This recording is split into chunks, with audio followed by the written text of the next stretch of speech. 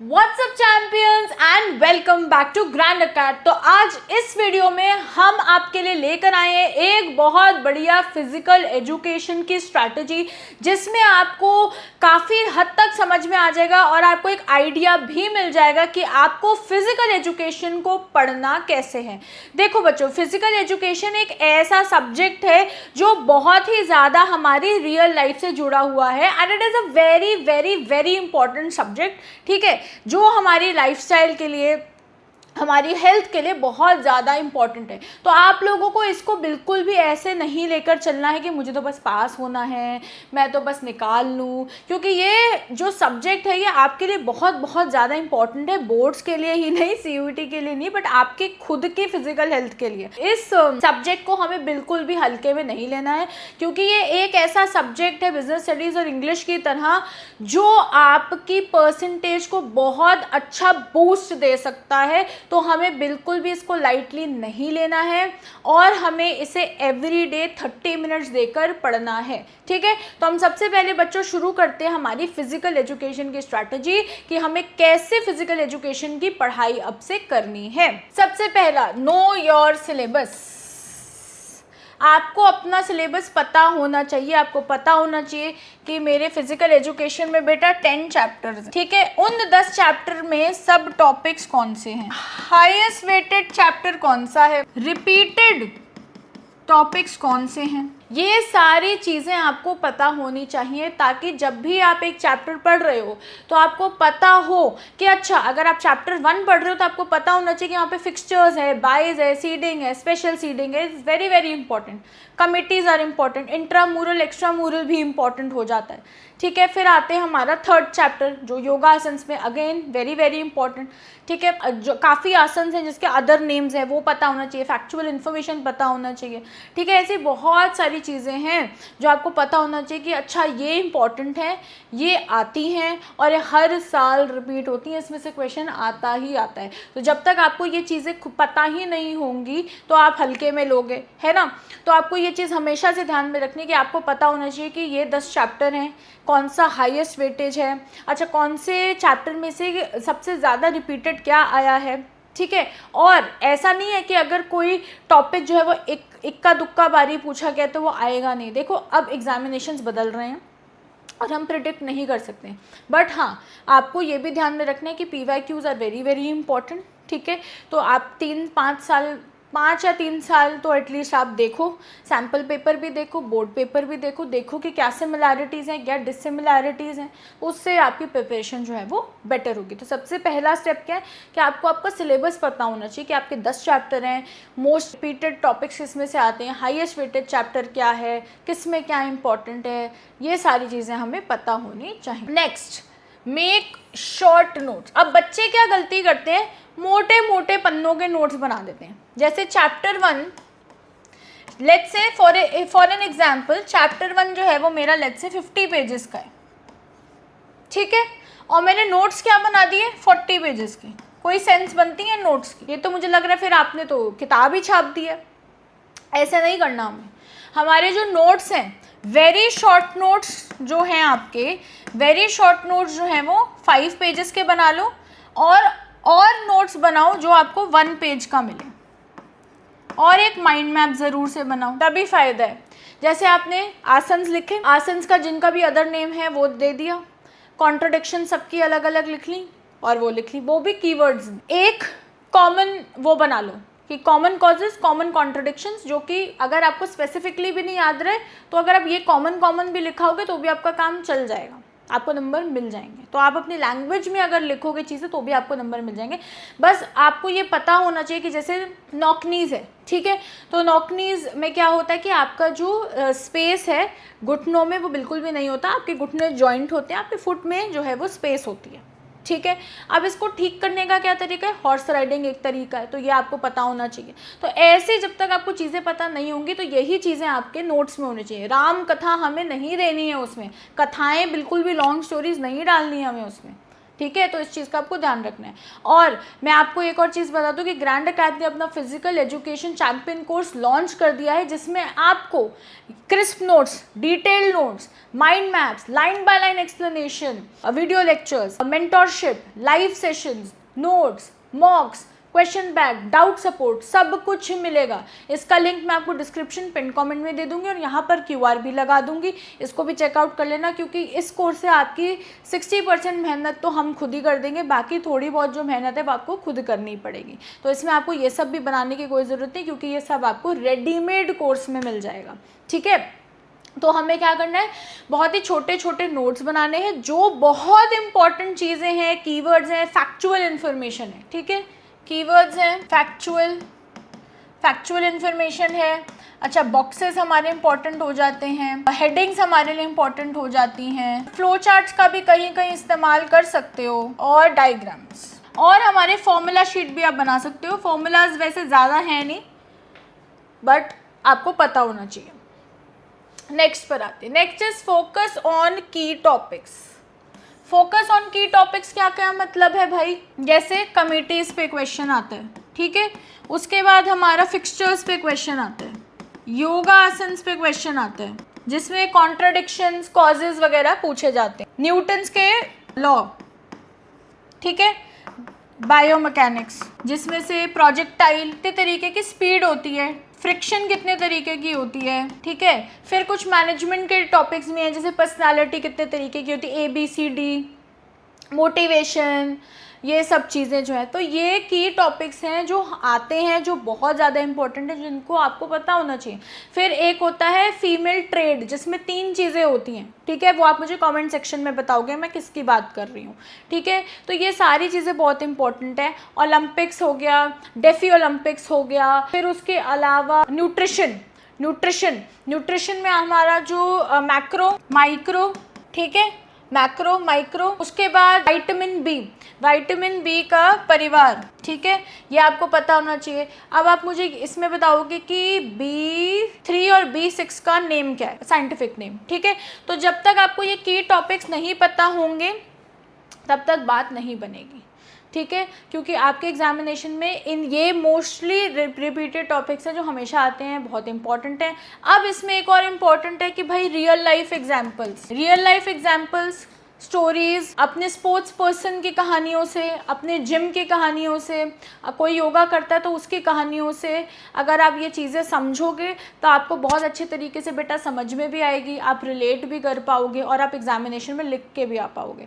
तो आपको ये बिल्कुल भी नहीं सोचना है कि मैं रटूंगा तो ही मेरे साथ कुछ होगा। अगर आप अपनी लैंग्वेज में लिखोगे बिल्कुल चलेगा, आप अपनी लैंग्वेज में लिखो, बस कुछ चीज़ों का ध्यान रखो, कीवर्ड्स का ध्यान रखो, हेडिंग्स का ध्यान रखो, ऑफिशियल लोगों का नेम, डेफिनेशंस, ये सब हमारे लिए बहुत इंपॉर्टेंट हो जाती हैं। डेफिनेशंस आर इम्पॉर्टेंट, मीनिंग, ठीक है, फैक्चुअल इन्फॉर्मेशन, ठीक है, तो ये सारी चीज़ें हमारे लिए बहुत ज़्यादा इम्पॉर्टेंट हैं, ठीक है जी, तो इन पे हमें ध्यान देना है पढ़ते वक्त। Next, focus on keywords, headings and factual information, ठीक है, जो भी हमारे कीवर्ड्स हैं, ठीक है, जैसे कि भाई मैंने आपको बताया कि हॉर्स राइडिंग, ठीक है, फिर जैसे हो गया हाइपरटेंशन का क्या मतलब है, जब हमारा बीपी बहुत ज़्यादा हो जाता है, ठीक है, एक नॉर्मल रेंज होती है बीपी की, अगर उससे ज़्यादा हो जाए तो उसको हाइपरटेंशन कहते हैं, 30 के बाद ज़्यादा होता है, तो ये चीज़ें आपको पता होनी चाहिए। अब वो नॉर्मल रेंज क्या है वो आप मुझे कमेंट सेक्शन में बताओगे। फिर उसके बाद हम अस्थमा के बारे में पढ़ते हैं,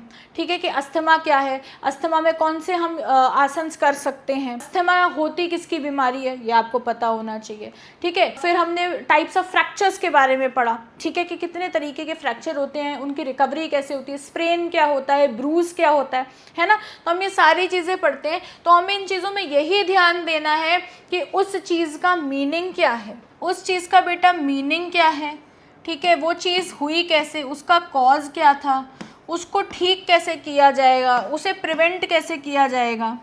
अच्छा, फिर एक होता है कि हम स्ट्रेंथ ट्रेनिंग कैसे कर सकते हैं, ठीक है। अगर मुझे स्ट्रेंथ बढ़ानी है तो स्ट्रेंथ ट्रेनिंग कैसे कर सकते हैं, इंड्योरेंस कैसे कर सकते हैं, तो बहुत सारी चीज़ें। तो इसमें हमारे लिए क्या इंपॉर्टेंट है, हमारे जितने भी कीवर्ड्स हो गए, हमारी हेडिंग्स हो गई, ठीक है। जैसे काफ़ी सब में हमें पॉइंट्स मिलते हैं कि इसमें ये चीज़ होनी चाहिए, ये चीज़ होनी चाहिए, ये चीज़ होनी चाहिए, ठीक है। फिर उसके बाद हमारी जितनी भी फैक्चुअल इन्फॉर्मेशन है, जैसे आपको पता होना चाहिए कि जो कैनेडी की सिस्टर हैं, उन्होंने जो है वो पैरालंपिक्स जैसी चीज़ जो थी वो इंट्रोड्यूस करी थी उन्होंने, क्योंकि उनका ये बिलीफ था कि वो भी पार्टिसिपेट कर सकते हैं, वो भी अचीव कर सकते हैं, वो भी कर सकते हैं। तो ये कुछ इंपॉर्टेंट चीज़ें हैं। फिर आपको ये भी पता होना चाहिए कि फर्स्ट कहाँ पर हुआ था, रीसेंट कहाँ पर हुआ था। तो ये सारी की सारी चीज़ें हमारे लिए बहुत ज़्यादा important. Diagrams and flow charts, देखो कोई भी आपका थ्योरी एग्जाम हो उसमें डायग्राम्स एंड फ्लो चार्ट्स का एक बहुत इंपॉर्टेंट रोल होता है, क्योंकि अगर आप डायग्राम्स एंड फ्लो चार्ट्स बनाते हो तो एग्जामिनर को एक तो प्रेजेंटेशन में अच्छा लगता है कि आपकी जो आंसर शीट में प्रेजेंटेशन है वो आंसर की बहुत अच्छी है, प्लस जब आप डायग्राम बनाते हो तो उसी में उनको समझ में आ जाता है। तो जैसे जो हमारा चैप्टर 3 है योगा वाला, उसमें आप स्टिक डायग्राम्स का इस्तेमाल कर सकते हो, ठीक है। फिर आप काफ़ी जगह जो है फ्लो चार्ट्स बना सकते हो, ठीक है। जैसे अगर मैं आपको बताऊं तो आप वाइटामिन्स की बात करते हो, मैक्रोन्यूट्रिएंट्स, उसमें आप टेबल फॉर्म में आप बना सकते हो, बनाना चाहो तो, ठीक है। आपकी कमिटीज़ हैं, उसका एक पूरा हायरार्की है, तो अगर कमेटी पे क्वेश्चन आता है तो आप वैसा हायरार्की शो कर सकते हो, ठीक है। तो आप बहुत कुछ तरीके से जो है यूज़ कर सकते हो। सो डायग्राम्स एंड फ्लो चार्ट्स जो है वो आपको हमेशा किसी भी थ्योरी एग्जाम में जो है वो एक एडवांटेज देता ही देता है। तो इसकी भी आपको ध्यान में रखना है और तैयारी करनी है। सबसे ज़्यादा important conceptual clarity, conceptual clarity is the key. अगर हमें ये नहीं पता, अगर हमें ये नहीं पता कि पब्लिसिटी कमेटी क्या करती है, पहली बात तो मैंने तो नहीं देखा कि किसी भी फिजिकल एजुकेशन टीचर ने ये बताया भी हो कि कमेटी होती क्या है, वो फॉर्म कैसे होती है। तो सबसे पहले आपको ये पता होना चाहिए कि जो कमेटी होती है वो किसी इवेंट के लिए, किसी चीज़ के लिए, जब कुछ इवेंट होना होता है, ठीक है, या कुछ बहुत स्पेशल इवेंट होना होता है, उसके लिए कमेटी फॉर्म करी जाती है। कभी भी कमेटी पहले से एग्जिस्ट नहीं करती है। जैसे कि हमारी नेशनल एजुकेशन पॉलिसी है, तो नेशनल एजुकेशन पॉलिसी जो चेंज हुई है 2020, उसमें बहुत ज़्यादा रिकमेंडेशंस हुई, बहुत ज़्यादा कमिटीज़ बैठी। तो तभी होता है ये जब हमें कोई इवेंट करवाना होता है या कुछ भी होता है, कमेटी बैठती है। वैसे ही अगर कॉलेज में, स्कूल में कोई इवेंट होना है तो कमेटी बैठेगी, वो सारी चीज़ें स्टडी करेगी। मतलब ये भी नहीं पढ़ाया जाता कि कमेटी होती क्या है। फिर हमारे पास डिफरेंट टाइप्स ऑफ कमेटी है, पब्लिसिटी अलग है, फाइनेंस की अलग है, लॉजिंग की अलग है, ट्रैवलिंग की अलग है ना। तो सबका रोल क्या है, काम क्या है। फिर आपको ये जैसे एक्सरसाइजेज है, जैसे जो बॉयज़ होते हैं एक सर्टेन एज के, है ना, उनको पुशअप्स करवाए जाते हैं। गर्ल्स जो होती हैं उनके लिए हम मॉडिफाइड पुशअप्स कराते हैं, ठीक है। ओल्डीज़ का जो टेस्ट होता है वो अलग तरीके का टेस्ट होता है, हम उनसे क्या करवाते हैं, कर्ल अप करवाते हैं, है ना, कोन लगा देते हैं और उन्हें राउंड करके आना होता है ना। तो ये सारी चीज़ें जब तक आप नहीं समझोगे, जब तक आप इस चीज़ को अपनी रियल लाइफ से नहीं जोड़ोगे, आप एग्जाम्पल्स नहीं लोगे, जेवलिन थ्रो का नहीं लोगे, दूसरे स्पोर्ट्स का नहीं लोगे, फुटबॉल का नहीं लोगे, क्रिकेट का नहीं लोगे, जिम का नहीं लोगे, तब तक आपको नहीं समझ में आएगी। तो conceptual clarity is the key. उसके लिए बट रियल लाइफ एग्जाम्पल से ही आपको जो है वो समझ में आएगा।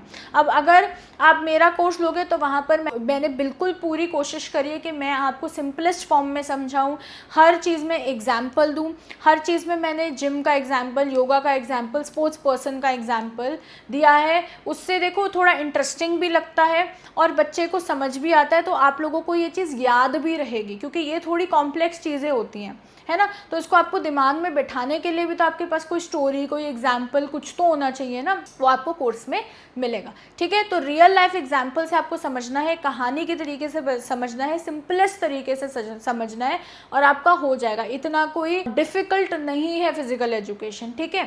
उसके बाद प्रैक्टिस, सैम्पल, पेपर्स, ठीक है। तो सैम्पल पेपर की हमें तब प्रैक्टिस करनी है बेटा जब मेरी 100% प्रिपरेशन हो चुकी है। जब मेरी 100% प्रिपरेशन हो चुकी है आप तभी ये करोगे। क्यों?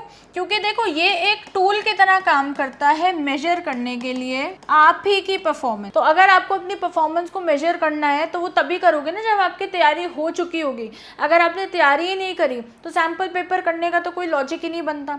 तो सैम्पल पेपर हमें सिर्फ तभी करना है जब हमारी 100% तैयारी हो गई है। अब हमारी 100% तैयारी तो हो गई, अब इम्पॉर्टेंट है बेटा इसकी एनालिसिस। क्या इंपॉर्टेंट है इसकी? एनालिसिस। अब एनालिसिस में हमें क्या देखना है कि कौन से टाइप ऑफ क्वेश्चंस हम गलत कर रहे हैं, ठीक है। हम कौन से टाइप ऑफ क्वेश्चंस गलत कर रहे हैं, कौन से कॉन्सेप्ट्स में मैं अटक रहा हूँ या अटक रही हूँ, मेरी टाइम मैनेजमेंट कैसी है, मेरी टाइम मैनेजमेंट कैसी है, मेरी प्रेजेंटेशन कैसी है, ठीक है, मेरी लिखने की स्पीड कैसी है। ये सारी चीज़ें आपको एनालाइज करनी है और इन पे काम करना है। जैसे लेट्स से मेरे को प्रोजेक्टाइल का क्वेश्चन आया, पर प्रोजेक्टाइल का क्वेश्चन आया मैं अटक गई, मुझे रिकॉल नहीं हुआ या मुझे वो क्वेश्चन ही समझ में नहीं आया, ठीक है। या फिर मुझे कुछ ऐसा केस दे दिया लेट्स से न्यूट्रिशन पे जो मुझे समझ ही नहीं आया, ठीक है, तो आप अटक गए। आपने मिस्टेक बुक बनानी है और उससे करना है, ठीक है। उसके अलावा रिपीटेड रिविजन, ये मिस हो गया, रिपीटेड रिविजन बहुत इंपॉर्टेंट। रिपीटेड रिविजन का क्या मतलब है कि मैंने पढ़ा चैप्टर, 2 दिन बाद मैं फिर करूँगा, 3 दिन बाद मैं फिर करूँगा, और एवरी संडे रिवीजन हमें करनी ही करनी है।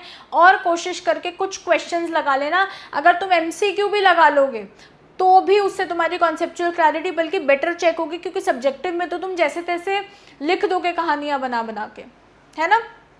तो ये तुम्हें ध्यान में रखना है कि repeated revision is very very important if you want to score a perfect 100 in not only physical education but any other subject. क्योंकि रिपीटेड रिवीजन करने से ही आपके दिमाग में बेटा कॉन्सेप्ट्स, कीवर्ड्स, हेडिंग्स, डायग्राम सब बैठेंगे। और ये भी ध्यान रखना कि आपके माइंड मैप से आपको रिवीजन करनी है, आपके क्रिस्प नोट से आपको रिवीजन करनी है, जो आपको ग्रैंड अकेडमी के फिजिकल एजुकेशन चैंपियन कोर्स में मिलेगा। अब बात आती है हमारी राइटिंग स्ट्रैटेजी इन एग्जाम्स। सबसे पहले तो बहुत ही ज़्यादा सिंपल बात है कि यहाँ पर एक स्ट्रक्चर फॉलो होगा। वो स्ट्रक्चर क्या होता है? इंट्रोडक्शन, बॉडी, कंक्लूजन, ठीक है, कंक्लूजन। अब इसमें आप क्या क्या लिखोगे भाई? पहले मीनिंग आएगा, ठीक है। अगर कोई फैक्चुअल इन्फॉर्मेशन जा सकती है तो फैक्चुअल इन्फॉर्मेशन डाल दो, कोई डायग्राम बन सकता है तो बना दो, कोई फ्लो चार्ट बन सकता है तो बना दो। बहुत ज़्यादा इम्पॉर्टेंट है एग्जाम्पल, ठीक है। और थोड़ा सा लेंदी आप बिल्कुल लिख सकते हो पेपर में, क्योंकि थ्योरी पेपर है, अगर थोड़ा बहुत लेंदी हो जाएगा तो कोई प्रॉब्लम नहीं होती। और दूसरी बहुत इंपॉर्टेंट चीज़ है, आपने कोशिश करनी कि आप हमारे आंसर्स पॉइंट्स में होंगे, पॉइंट्स में होंगे, पैराग्राफ में नहीं लिखेंगे हम, पैराग्राफ में नहीं लिखेंगे हम, ठीक है। लेट्स से हमारा जो क्वेश्चन है वो नॉकनीज पर है, ठीक है, तो आप सबसे पहले इंट्रोडक्शन देंगे, नॉकनीज होता क्या है, क्यों होता है, उसके बाद आप उसके बारे में बताओगे। अगर उन्होंने कॉजेज, कॉन्ट्रडिक्शन या रेमेडीज़ पूछी हैं तो आप वो दोगे और सब पॉइंट्स में होगा। उसमें आप साइड में डायग्राम बना सकते हो, नॉकनीज का डायग्राम, कोई मुश्किल नहीं है वो बनाना, वो बना सकते हो, वो बनाओ। साथ में नीचे कंक्लूजन में जो भी उन्होंने पूछा उसको कंक्लूड कर दो, ठीक है। और सब कुछ पॉइंट्स में होना चाहिए। पैराग्राफ्स आप अवॉइड करेंगे, ठीक है, पैराग्राफ्स हम अवॉइड करेंगे। पॉइंट्स में हम अपने आंसर लिखेंगे। जितना ज़्यादा क्लीन रखोगे उतना बेटर है। और हर आपके पॉइंट के बाद हर, जैसे इंट्रोडक्शन लिखी, लाइन छोड़ो, फर्स्ट पॉइंट लिखो, लाइन छोड़ो, तो हर पॉइंट के बाद आपने लाइन छोड़नी ही छोड़नी है। ये आपको ध्यान में रखनी है बातें, ठीक है। तो यही थी हमारी फिजिकल एजुकेशन की स्ट्रैटेजी। आई होप बच्चों ये स्ट्रैटेजी आपको हेल्प करेगी और आपको ये स्ट्रैटेजी जो है वो अच्छी भी लगी हो, ठीक है। तो मैं आपको जाने से पहले एक बार फिर से बता दूं कि ग्रैंड अकेडमी ने अपना फिजिकल एजुकेशन चैंपियन कोर्स जो है वो लॉन्च कर दिया है। इसमें आपको डिटेल लेक्चर्स मिलेंगे, line by line detail lectures मिलेंगे, लाइन बाय लाइन एक्सप्लेनेशन मिलेगी, आपको क्वेश्चन बैंक मिलेगा, आपको डाउट सपोर्ट मिलेगा, आपको मेंटोरशिप मिलेगी, आपको लाइव सेशंस मिलेंगे, आपको नोट्स मिलेंगे, आपको माइंड मैप्स मिलेंगे, ठीक है, आपको बहुत सारी चीज़ें मिलेंगी, ठीक है। तो इसका जो लिंक है वो डिस्क्रिप्शन पिन कमेंट में दे दूँगी, यहाँ पर पर QR कोड भी लगा दूंगी, तो इसको चेकआउट कर लेना। और आप किस और टॉपिक पे वीडियो चाहते हो, चाहे वो फिजिकल एजुकेशन से रिलेटेड हो या वो किसी और सब्जेक्ट से रिलेटेड हो, वो भी आप हमें ज़रूर से बता देना। हम उस पर ज़रूर से कोशिश करेंगे आपके लिए वीडियो लेके आने की, ठीक है। तो कोर्स को चेक कर लेना एंड आई होप कि ये वीडियो जो है वो आपको अच्छी लगी हो। Till next time, keep winning you champions.